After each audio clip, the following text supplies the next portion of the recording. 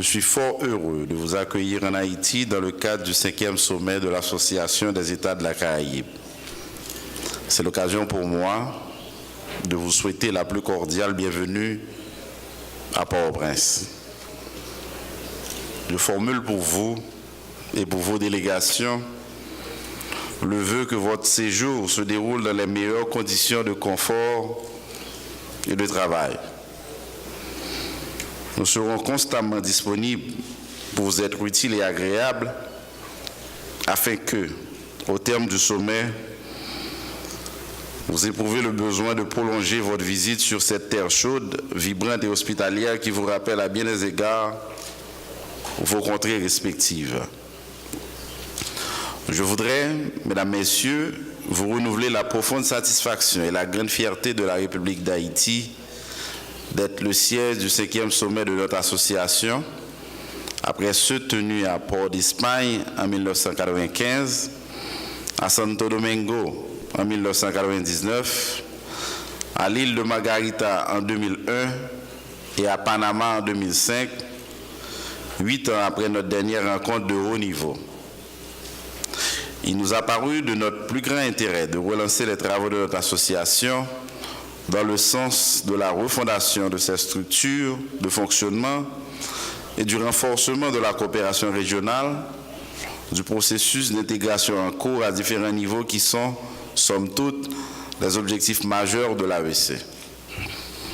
Monsieur le Président du Conseil des ministres, Monsieur le Secrétaire général, Mesdames, Messieurs, toute institution, tout comme toute organisation, a besoin à un certain moment de son existence de se ressourcer, d'amplifier son action, d'adapter son mode de fonctionnement à une réalité sans cesse mouvante et en perpétuelle évolution. La création de l'AEC il y a 19 ans a certes tenu compte de ces paramètres. À cet égard, l'occasion nous est offerte à ce 5e sommet d'adapter la vision fondatrice de la Grande Caraïbe dans le sens de la consultation, du dialogue et de la concertation entre tous nos États et entre tous nos peuples. D'ailleurs, les principaux thèmes qui feront l'objet de nos discussions et nos échanges durant ces 4 jours sont fort justement significatifs. Qu'il me suffise de rappeler, parmi d'autres, le tourisme durable, le transport aérien et maritime à l'intérieur de la région, dans l'objectif d'unir la Grande Caraïbe par air et par mer, le développement du commerce et de l'investissement, la réduction des risques et des effets des désastres qui, à des degrés divers, affectent dramatiquement et de manière récurrente nos pays. Je demeure persuadé que de nos débats sortiront des résolutions et décisions qui seront consignées dans la déclaration finale et le plan d'action stratégique de notre association pour les 5 années à venir. Mesdames, Messieurs, l'Association des États de la Caraïbe, forte de ses 25 membres, des membres associés, des pays et territoires de la Grande Caraïbe, est un marché économique et commercial de près d'1/4 de million de personnes. Le produit intérieur brut de la région est estimé à 500 milliards de dollars et ses échanges commerciaux à 180 milliards de dollars. À ce compte, notre région s'insère progressivement et de manière significative dans l'économie mondiale globalisée. Les stratégies qui sont les nôtres sont on ne peut plus pertinentes à l'heure actuelle. La convergence des politiques commerciales de nos membres, la promotion de nouvelles initiatives destinées à augmenter le volume de nos échanges commerciaux, le renforcement du partenariat public-privé. Mais par-dessus tout, les enjeux et les défis de la Grande Caraïbe sont multiples. Qu'il me suffise de rappeler les risques majeurs qui sont le lot commun de notre région et au-delà. Je veux parler des aléas climatiques et des catastrophes naturelles qui annihilent les efforts consentis par des millions d'hommes et de femmes pour construire le présent et édifier l'avenir. Les inondations, Les tremblements de terre, les cyclones et les tempêtes tropicales affectent de manière tragique nos territoires et nos populations. La République d'Haïti porte encore les stigmates de ces phénomènes récurrents et tous nos pays sont menacés par ces catastrophes. Il est heureux que notre association se fixe comme objectif, entre autres, de définir des mécanismes et des mesures à adopter de manière collective en vue de faire face à ces fléaux destructeurs d'infrastructures, de vies et de biens.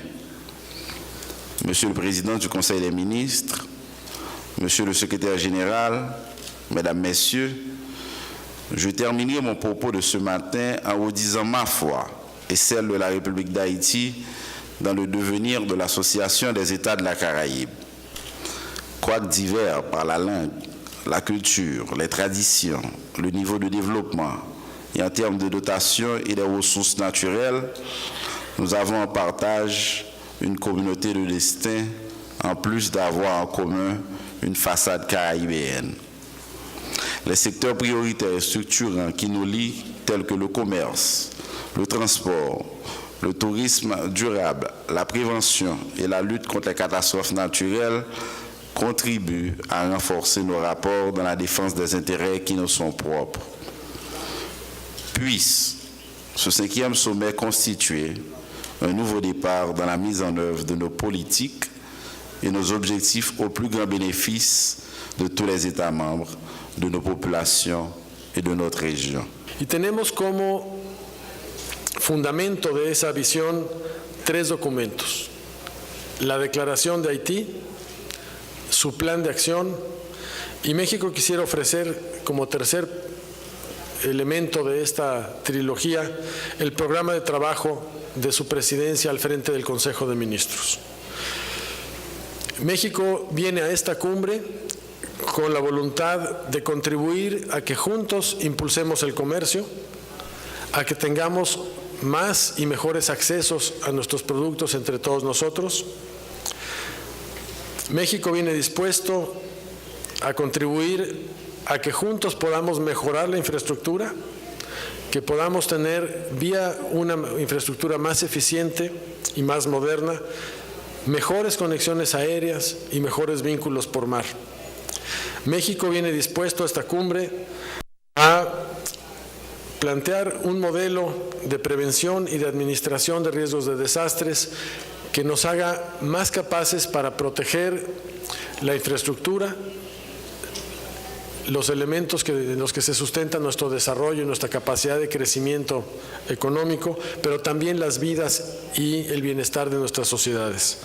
Y México viene también dispuesto a contribuir a la consolidación institucional de la Asociación de Estados del Caribe. Queremos dar impulso a que aquellos instrumentos que hemos firmado y que no han podido entrar en vigor, podamos lograr que las ratificaciones que están pendientes se puedan dar en el curso del año para que podamos tener una arquitectura institucional más sólida y en vigor.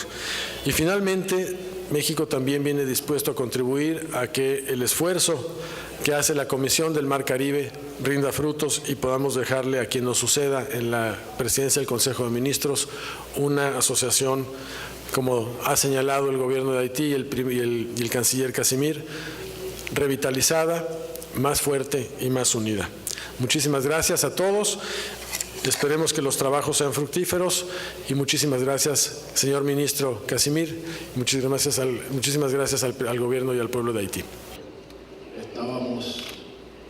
Nous étions, comme d'habitude, ça se passe en général, nous étions en train de finaliser les préparatifs pour la réalisation du 5e sommet.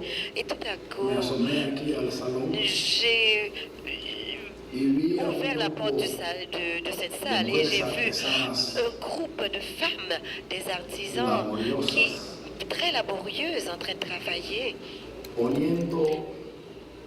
Elles étaient en train de poser chacune de ces fleurs blanches pour créer l'armoirie de l'Association des États de la Caraïbe. Et j'ai vu un groupe d'artisans également jusqu'au fond qui était en train de créer la carte géographique de la Caraïbe avec des petits bouts de céramique et ils étaient en train de placer les drapeaux à leur place. Et alors j'ai ressenti et j'ai senti que ce qui était en train de se passer à ce moment, c'était à peine le prélude de ce qui allait se passer aujourd'hui. J'ai ressenti et j'ai vu que cette carte qu'ils étaient en train de construire devrait nous rappeler une histoire de siècles de rencontres, une histoire de siècles de construction de société, une histoire de siècles de lutte pour la dignité des êtres humains. Dans aucune autre partie du monde comme la Caraïbe. Et j'ai pensé que ce que nous allions faire ici aujourd'hui avait et devait avoir une transcendance extraordinaire sur le plan historique.